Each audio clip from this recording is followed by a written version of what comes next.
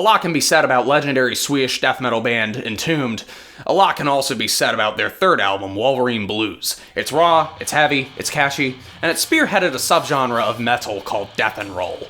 It combined death metal elements with regular rock elements, and in this album's case, I think it turned out pretty well. Now, the album has gained its share of fans and followers over the years, but one thing that I think remained a relic of the early 90s was this.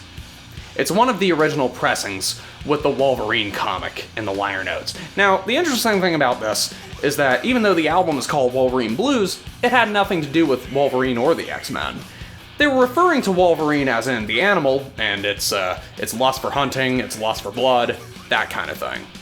This album was released during the short-lived distribution deal between Earache and Columbia, so some label politicking got involved, and the Wolverine comic was added in without the band's permission. Needless to say, the band was not particularly happy. And it's left a lot of fans scratching their heads, but it's still pretty cool to read, so I'm gonna read this comic to you. He's spectacular. The moment I glimpsed him, he froze. He knows I'm here. Well, only thing to do is hunt it and kill it. Just don't look in its eyes. Great. Naked, cold, miles away from anywhere. Only one thing to do. Start walking. Ha! This is bear country. Mountain lions, bobcats. From the hunter to the hunted. This wilderness has bite.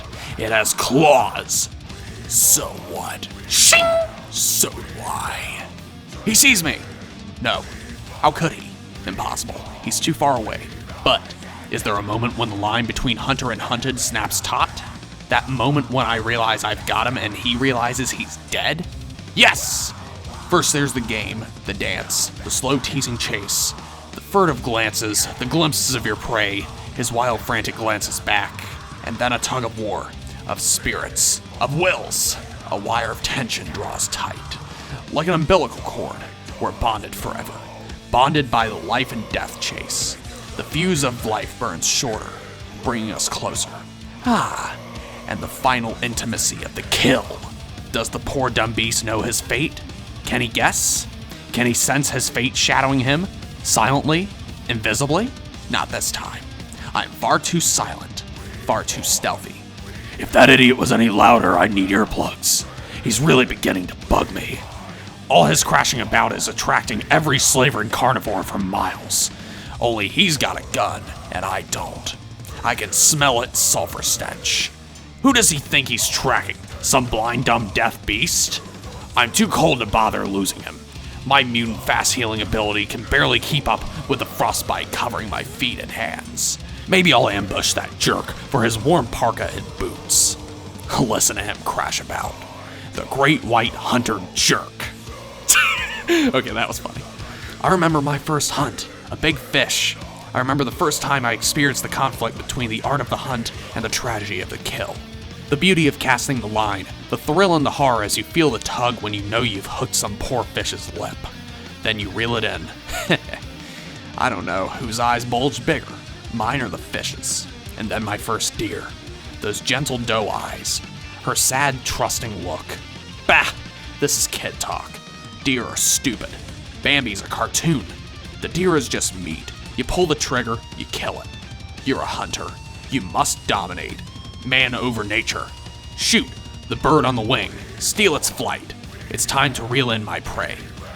Beautiful eagle, so free. I love the stark silence out here. The echoing stillness of freedom. The joy of survival. What's that? Holy fuck, it's a bear! I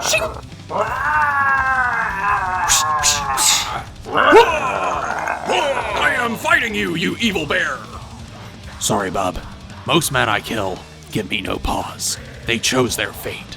But an animal, this bear, this poor hungry beast, I had no right. I can hear that idiot hunter coming. I have no patience for him now. I need to be alone. All battlefields become burial grounds. At least his corpse will feed the hungry cats. Oh no, that idiot! Don't do it, you jerk! What? How? A dumb beast? How? Well, the comic in the liner notes is certainly an interesting part of this album's history. So, if you're going to buy this pressing of the album, then you should buy it for the aesthetic of owning the comic, but you should have a second copy of Wolverine Blues laying around. This is because the final song, Out of Hand, has been removed from the album for profanity reasons, in addition to one of the samples in Rotten Soil being removed, and one of the lines from Blood Song being altered for the same reasons. And shittily altered, I might add. You can hear the tape edit.